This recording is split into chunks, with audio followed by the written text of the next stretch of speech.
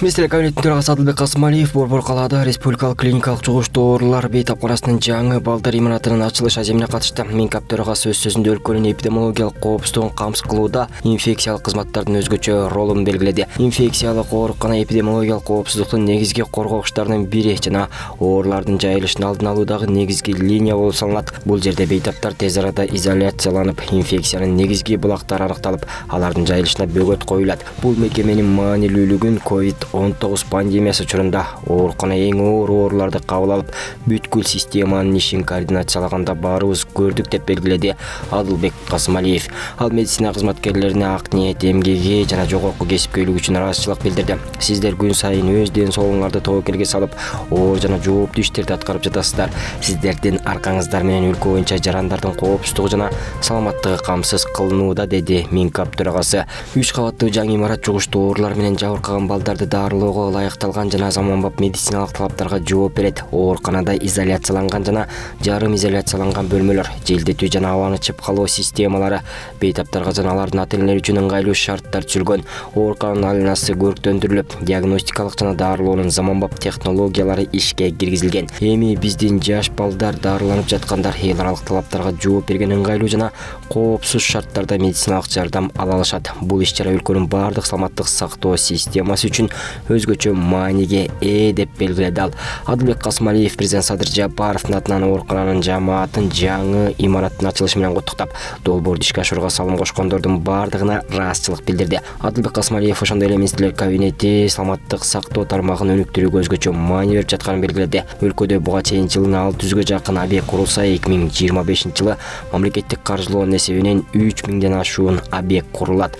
Анын 32си медициналык мекемелер. Акыркы 2 жылда саламаттыкты сактоонун бюджети 22ден 49 миллиард сомго чейин өстү. Гемодиализге эле 2025-жылы 2,5 миллиард сом бөлүндү. Ал эми 2022-жылы 300 миллион сом болгон. 2030-жылга чейин саламаттык сактоо тармагын каржылоону 130 миллиард сомго жеткирүү пландалууда деп белгиледи Минкап төрагасы. Минкап төрагасы саламаттык сактоо тармагындагы системалуу иш жарандардын ден соолугун чыңдоого, адамдык капиталды өнүктүрүүгө жана өлкөнүн туруктуу келечегин камсыздоого багытталганын белгиледи. Өлкөдө канчалык ден соолугу бекем адамдар көп болсо, экономика ошончолук күчтүү болуп, өнүгүүгө потенциалы чоң.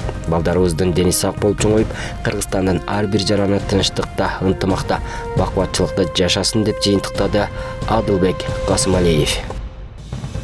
Президент Садыр Жапаровдун тапшырмасы менен 3 жылдан бери өлкө боюнча видео камералар орнотулуп жатат. Бул тууралуу президенттин администрациясынын маалыматтык саясат кызматынын жетекчиси Дайырбек Орунбеков билдирди. Анын айтымында видео камералардын саны 20 миңден ашыш керек. Ошондо гана өлкө боюнча толук коопсуздук камсыз кылынат. Азыркы убакта коопсуз шаар системасынын камералары Бишкек шаарында 651, Баткен облусунда 248, Ысык көл облусунда 283, Жалал Абад облусунда 205, Нарын облусунда 207, Ош шаарында 57, Ош облусунда 115, Талас облусунда 201, ошондой эле Чүй облусунда 117 камтыйт. Орунбеков белгилегендей, учурда күн сайын камераларды орнотуу жумушу жүрүп жатат. Алар акыркы үлгүдөгү адамдын жүзүнөн таануучу 360 градустагы көрүү жана көп функционалдуу камералар. Борбор калабыз Бишкек шаарында жетиштүү камералар орнотулган. Учурда башка аймактарда дагы коопсуз өлкө долбоорунун алкагында жумуштар уланып жатат. Акыркы жасалган оор кылмыштардын бетин ачуу операциясы дагы так ушул камералардын жардамы менен ишке ашты. Кылмышкерлерге жана кылмыш жасоого ниеттенгендерге эскертүү: эч кандай кармалбай калам деп ойлобогула, кылмыш жасабагыла. Учурда жетиштүү техникалык мүмкүнчүлүктөр, иликтөөнүн жаңы ыкмалары бар. Кутулуп кетем деген кыз койго азгырылбагыла. Кыргызстан коопсуз өлкөгө айланышы керек деген ал.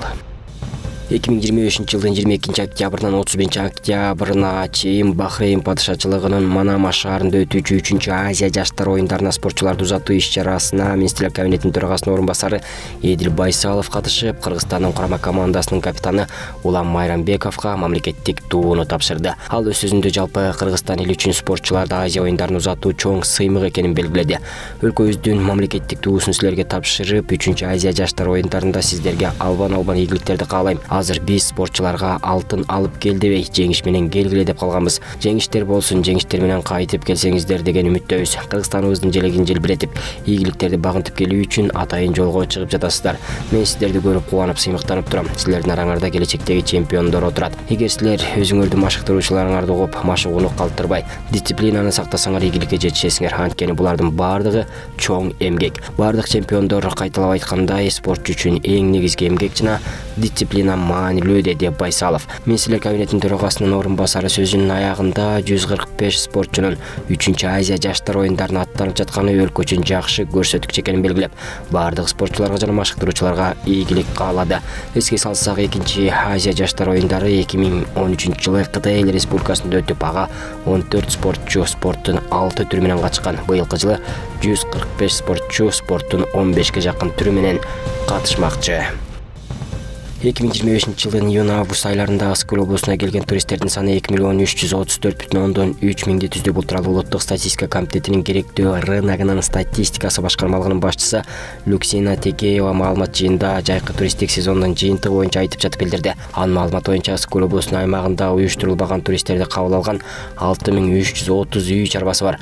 Бул 2024-жылга салыштырмалуу субъектилердин саны 14%га өскөнүн билдирет. Бул аймактагы туризмдин жана чакан ишкерликтин өнүгүп жаткандыгын көрсөтөт. Туристтердин негизги агымы Ысык-Көл аймагына туура келет. 2025-жылдын июнь-август айларында жалпы республикага 3.533.000 турист келген. Чүй облусунда да оң динамика байкалууда.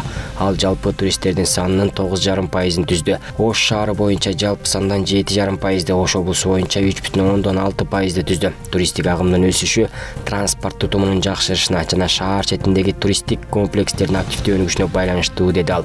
Текеева уюштурулган жана уюштурулбаган секторда жайгаштырылган туристтердин саны өткөн жылдын жай мезгилине салыштырмалуу 1.200.000 же 2,6%-га көбөйгөнүн маалымдады. Соңку 2 жыл ичинде өлкөдө балабакчалардын уктоочу бөлмөлөрүн оптималдаштыруу менен кошумча орундар түзүлүүдө. Бул тууралуу агартуу министрлигинен билдиришти. Маалыматка ылайык 2024-жылы уктоочу жайларды натыйжалуу колдоонун аркасында 900дөн ашык кошумча тайп ачылып, 26.220 бала кабыл алынды. 2025-жылдын ушул күнүнө чейин дагы 9.000ден ашык балабакчага жайгаштырылды.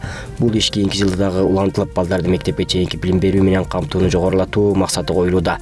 Мындай аракеттер мектепке чейинки билим берүү уюмдарын өзгөртүп түзүү, Кыргызстанда балдарды мектепке чейинки билим берүү менен камтууну жогорулатуу боюнча чаралар долбоорунун алкагында жүрүүдө. Бул долбоор 2024-2026 жылдары бүткүл республика боюнча ишке ашырылат. Профессор Абдрасулов внес большую лепту в развитие ветеринарной науки, животноводства и селекционной работы Кыргызстана. Кыргызстандык жана чет өлкөлүк окумуштуулар Ош шаарында чогулушту. Алар планета бирдиктүү үлгү сыяктуу климат технологиялар коом аттуу эл аралык конференциянын алкагында Алымбек Татканын 225 жылдыгын жана белгилүү окумуштуу профессор Абдуганы Абдрасуловдун 60 жылдык мааракесин белгилешүүдө. Абдрасулов айыл чарба, биология жана ветеринария илиминде активдүү келечектүү изилдөөчү. Конференцияга Орусия, Түркия, Түштүк Корея, Өзбекстан жана Кыргызстандын жогорку окуу жайларынан келген окумуштуулар, профессордук окутуучулук курам, магистранттар жана студенттер катышты. Пленардык жыйында Алымбек Татканын мамлекеттүүлүктү түптөөдөгү тарыхый орду, климаттын өзгөрүшү, климаттык экономика жана туруктуу өнүгүү темаларында илимий баяндамалар жасалды. Ошондой эле мал чарбачылыгынын азыркы абалы жана келечеги боюнча кызыктуу лекциялар угузулду. Алымбек Татка атабыздыкы бул өз кишинин өмүр баяны Кыргызстанга, кыргыз элине сиңген эмгеги жөнүндө болуштат. Ал эми менин багытымда болсо, ошол мал чарбасында, ветеринарияда кандай жаңылыктар болуштат, кандай жетишкендер болуштат, кандай селекциялык иштер, жаңы породалар чыгарылыштат. Жалпы эле ушу мал чарбасынын, айыл чарбасынын ишмердүүлүгүн, малдардын кунардуулугун жогорулатуу боюнча бир топ илимий технологиялык маалыматтарды талкуулаштабыз. Өзбекстандык окумуштуулар кыргыз кесиптештеринин айыл чарба илимине кошкон салымын жогору баалашты. Алар Абдрасуловдун изилдөөлөрү Орто Азия мамлекеттери үчүн практикалык мааниге ээ экендигин белгилешти. Абдыганы Халмырзаевичтин 60 жаш юбилейи мунасабаты менен Бул иш-чаранын өтүп жаткандыгы коңшу мамлекеттеги агрардык тармакта иш алып барган окумуштуу илимпоздорго чоң салымын кошот деп ойлойм. Кыргыз мамлекети агрардык жакта бир топ иштерди алып барышат.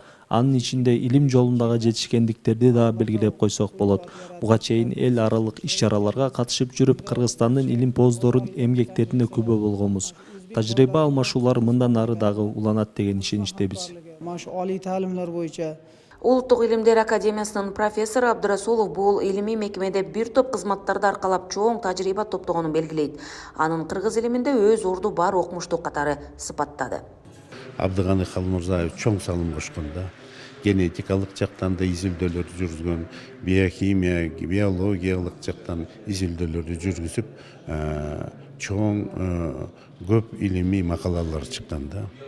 Эми азыркы вакытта биздин жанагы институт биотехнологияда 8 жылдан ашык иштеп кеткен Абдыганы Халмурзаевич бизде. Заведующий болду, советник болуп жүрдү, президент академиянын советниги да болуп жүрдү, заведующий лаборатория генетикада болуп жүрдү, өзүнүн салымын кошту. Белгилүү окумуштуу айыл чарба жаныбарлардын селекциялоо жана биотехнология тармагында бир топ илимий жаңылыктарды жараткан. 350дөн ашуун илимий макаланын, 5 монографиянын жана бир нече окуу куралдарынын автору. Анын жетекчилиги астында 5 кандидаттык жана 3 доктордук диссертация ийгиликтүү корголгон. Гүлжан Ажматова, Алишер Мусажалил уулу, Ош шаары.